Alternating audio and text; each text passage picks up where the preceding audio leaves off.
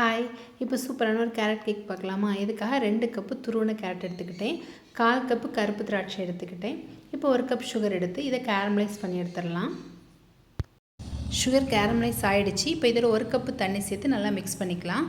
இது ஒரு கொதி வந்ததும் இதில் நம்ம கேரட்டையும் கருப்பு திராட்சையும் போட்டு நல்லா வேக வச்சு எடுத்துடலாம். இப்போ இது நல்லா வேகட்டும். நம்ம சுகர் பவுடர் பண்ணி எடுத்துக்கலாம். இதுக்காக 1 கப் சுகர் எடுத்துருக்கேன். அதில் 5 கிராம்பு சேர்த்து நல்லா பவுடர் பண்ணி எடுத்துக்கிட்டேன். இன்னொரு மிக்ஸி ஜாரில் 4 முட்டை சேர்த்துருக்கேன். இதோட 2 டீஸ்பூன் வெனிலா எசன்ஸ் சேர்த்துருக்கேன். சேர்த்துட்டு ஹை ஸ்பீடில் 1 நிமிஷம் அடித்து எடுத்துருக்கேன். அடுத்தது பவுடர் பண்ணி வச்சுருக்க சுகரை இதில் சேர்த்துக்கலாம். சேர்த்துட்டு ஹை ஸ்பீடில் 2 மினிட்ஸ் நல்லா அடித்து எடுத்துக்கலாம்.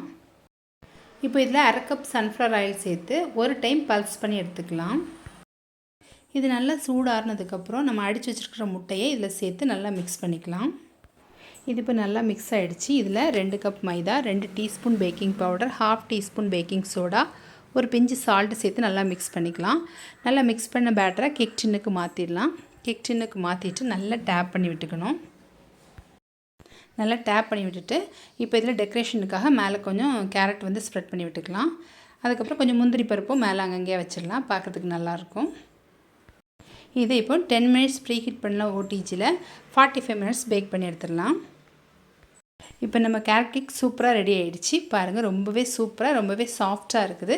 நீங்களும் கண்டிப்பாக ட்ரை பண்ணி பாருங்கள். தேங்க்ஸ் ஃபார் வாட்சிங்.